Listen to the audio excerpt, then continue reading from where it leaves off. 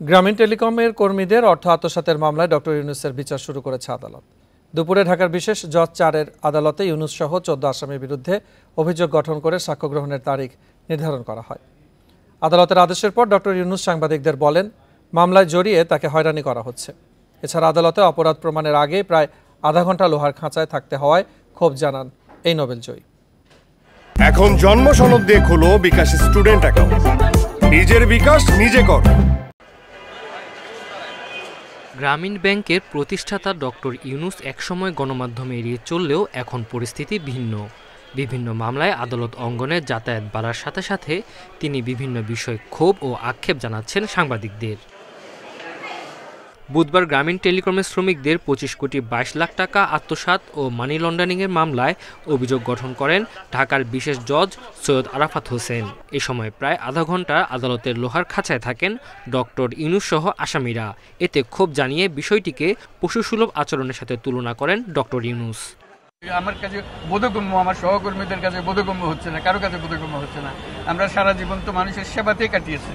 এই অর্থ আত্মসাৎ করার জন্য তো আমরা নিজেদের অর্থ ব্যয় করে আমরা এসেছি। এটাই আমাদের ইতিহাস। কাজে এখানে কেন হচ্ছে, এটাই হলো হয়রানি, যে আমাদের বোধের মধ্যে আসছে না। এই মামলায় সাক্ষী মোট 31 জন। আগামী 15 জুলাই ডক্টর ইউনূসের বিরুদ্ধে সাক্ষ্য গ্রহণের দিন ধার্য করেছে আদালত।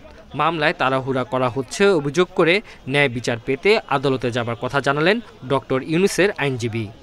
আমরা হাইকোর্টে যাব, কারণ এই ওনাদের বিরুদ্ধে অভিযোগ সঠিকভাবে গ্রহণ করা হয় নাই, এবং এই এফআইআর এবং চার্জশিট যদি আদালত সত্য বলেও মনে করে, এই চার্জশিট এবং এফআইআর তার এই ধারাগুলি ডক্টর ইউনূস এবং সহ 14 জনকে কোনোভাবে লায়াবল করে না, তাদেরকে দোষী সাব্যস্ত করে না।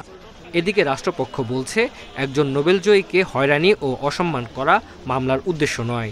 দুর্নীতির অভিযোগের আইনগত ভিত্তি আছে বলেই অভিযোগ গঠন করেছে আদালত।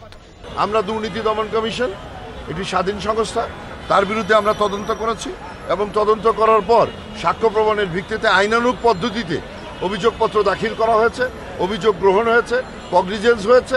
এখন চার্জ গঠনের জন্য তারিখ ছিল, তারা দরখাস্ত দিয়েছেন, কাগজপত্র দিয়েছেন, উভয় পক্ষ শুনানি করেছে, আজকে আদেশ হয়েছে।